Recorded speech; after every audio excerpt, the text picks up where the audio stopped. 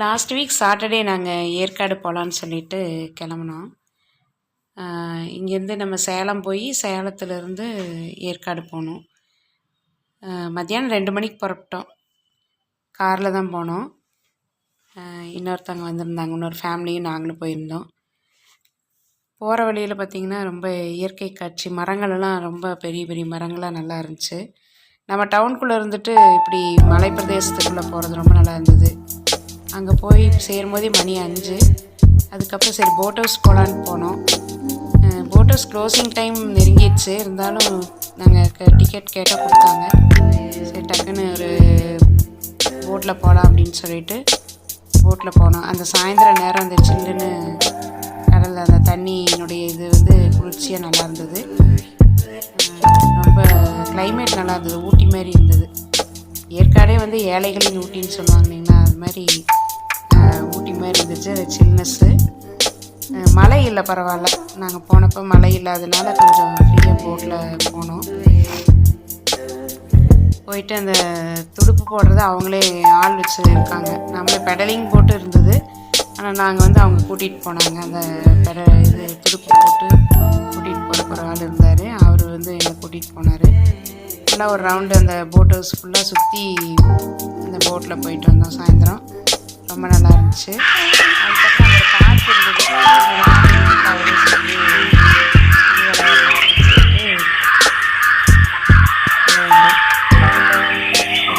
அந்த கிளைமேட்டில் அங்கே போய் விளையாடுறது ரொம்ப நல்லா இருந்துச்சு. அதுக்கப்புறம் பார்த்திங்கன்னா பக்கத்துலேயே ஒரு பார்க் இருந்துச்சு.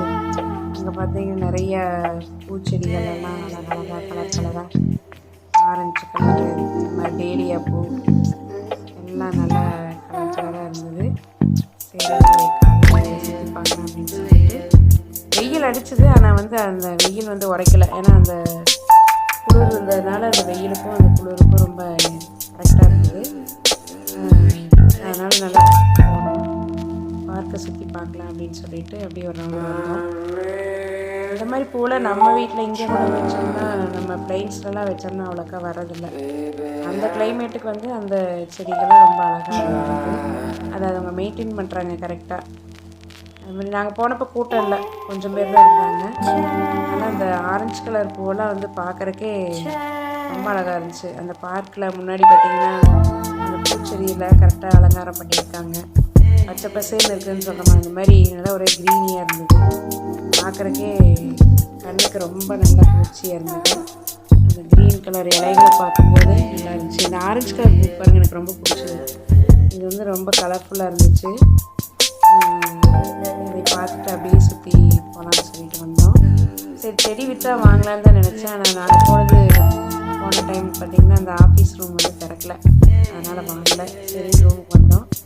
அங்கே ரூம்கிட்ட பார்த்திங்கன்னா கீழே ஒரு இதில் வந்து பாபா இது வச்சு அந்த இதில் போட்டு பூ வச்சு பார்க்குறது ரொம்ப நல்லா இருந்துச்சு. அதுக்கப்புறம் போய் நாங்கள் லஞ்சு சாப்பிட்டு சரி அப்படின்னு சொல்லிட்டு பீகோ பார்க் போகலான்னு போனோம். அங்கே வந்து பீகோ பார்க்கில் இருந்துச்சு. அதாவது பறவைகள் வந்து அங்கே அப்படியே அதனுடைய இடத்துக்கு நம்ம போய் ஃபீல் பண்ணுற மாதிரி ஒரு பீகோ பார்க்குன்னு இருந்தது. அதுக்குள்ளே போனோம். அந்த பாண்டா இதெல்லாம் முன்னாடி வந்து என்ட்ரன்ஸில் வச்சுருந்தாங்க. சரி உள்ளே போனால் அந்த ஆஸ்ட்ரிச் எல்லாம் இருந்தது பாருங்கள். பார்த்தா எங்கள் ரிலேஷனில் ஒருத்தவங்களை வந்து கொத்திருச்சு. அப்படியே கையில் ஏதோ கொடுக்க போனது கையை வந்து கொத்திருச்சு. அதனால் பறவைகள்கிட்ட கொஞ்சம் ஜாக்கிரதையாக தான் இருக்கணும். அப்புறம் பார்த்திங்கன்னா வாத்துகள்லாம் நிறையா இருந்துச்சு. நல்லா அதையும் அது இருக்கிற இடத்துக்கு தகுந்த மாதிரி அங்கே ஒரு பாண்டு மாதிரி இது பண்ணி அதை சுற்றி வாத்துக்கள்லாம் இதாகிட்டு இருந்தது. நம்ம வெளியிலேருந்து பார்க்குற மாதிரி நல்லா இருந்துச்சு. அது பார்க்குறக்கே ரொம்ப அழகாக இருந்தது. அதை பார்த்துட்டு அப்படியே வெளியில் வந்தோம்னா முயல் இருந்துச்சு. முயல் பாருங்கள், அதுக்கு தனித்தனியாக அந்த இது வச்சுருக்காங்க, வீடு மாதிரி போட்டு வச்சு கூண்டில் வந்து அது வச்சுருக்காங்க. அதுக்கு ஃபுட்டெல்லாம் கொடுக்குறாங்க. நாம் தொந்தரவு பண்ணாத வரைக்கும் எந்த விலங்குகளும் நம்மளை வந்து டிஸ்டர்ப் பண்ணாது. நாம் வந்து அது மேலே ஏதாச்சும் பண்ணினா தான் நம்மளுக்கு வந்து அது டிஸ்டர்ப் ஆகும். அதனால் நம்ம இந்த மாதிரி போகும்போது நம்ம கேர்ஃபுல்லாக குழந்தைகளை வந்து கையில் பிடிச்சிருக்கணும். இது பார்த்திங்கன்னா வெள்ளையாக இது என்னது, இது வந்து இதுவும் ஒரு வகை முயல் தான். முயல் இருந்துச்சு. அப்புறம் பார்த்திங்கன்னா டாகுக்கு தனியாக வச்சுருந்தாங்க. வெவ்வேறு டாகுகளாக இருந்துச்சு. நிறைய நாய்க்குட்டிகளாக இருந்தது. அதெல்லாம் நல்லா கொழுத்து, நல்லா சாப்பாடு, நல்லா ஃபுட்டு நல்லா கொடுக்குறாங்க. நல்லா சாப்பிட்டுட்டு அப்படியே படுத்துட்டு இருந்தது. வேறு ஒன்றும் தொந்தரவு பண்ணல. குழந்தைகள கூட அதுக்குள்ளே இறக்கி விட்டாங்க. போய் கிட்ட தொட்டு பார்க்குற மாதிரியெல்லாம். அங்கே பாருங்க அந்த கருப்பு டாக் எப்படி ஓடுதுன்னு சொல்லிட்டு. ரொம்ப புஸ் புஸ்ஸுன்னு பார்க்குறக்கே அழகாக இருந்துச்சு. இங்கே பார்த்தீங்கன்னா ஒரு கிளியெல்லாம் வந்து இந்த மேலே உட்காந்துது. நான் தான் கொஞ்சம் பயந்துட்டேன். மறுபடியும் வந்து குதிரைகளாக இருந்தது.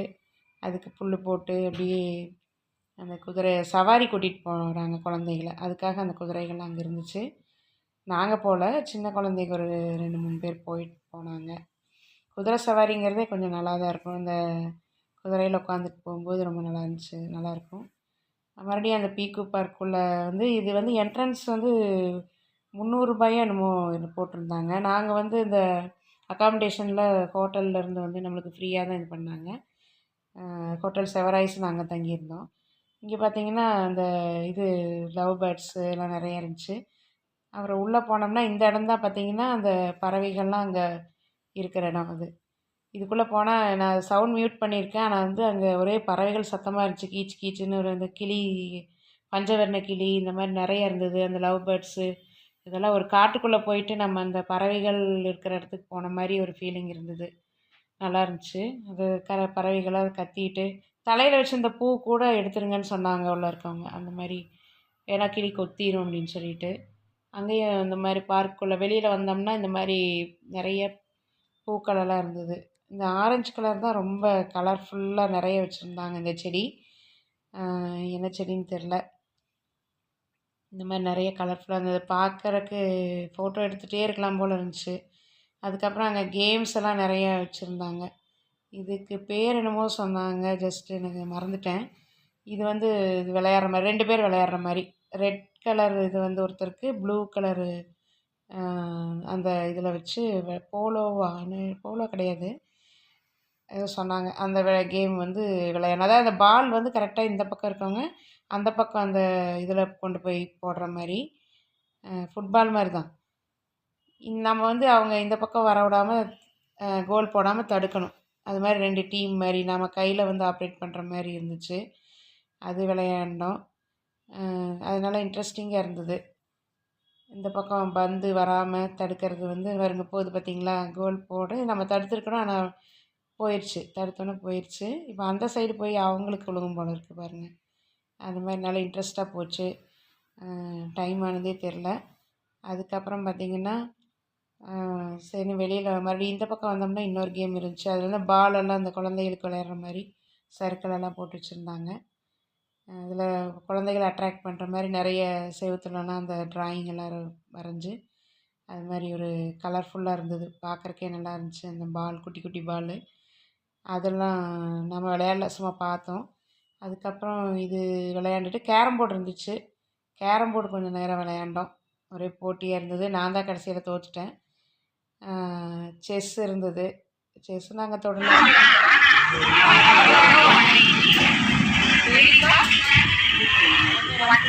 ஆரஞ்சு இதெல்லாம் இருந்தது. அதெல்லாம் வாங்கிட்டு மறுபடியும் சரி கிளம்பலாம்.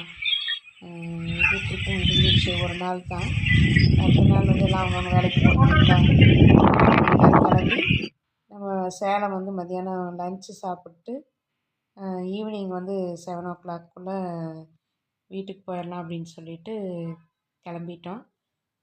மறக்க முடியாது இந்த ஏற்காடு சுற்றுலா வந்து 1 டே போகிறதுக்கு கரெக்டுங்க. ஒரு நாள் போய் தங்கிட்டு அந்த கிளைமேட்டெல்லாம் நம்ம என்ஜாய் பண்ணிவிட்டு வீட்டுக்கு போகலாம். ரொம்ப நல்லா இருந்துச்சு.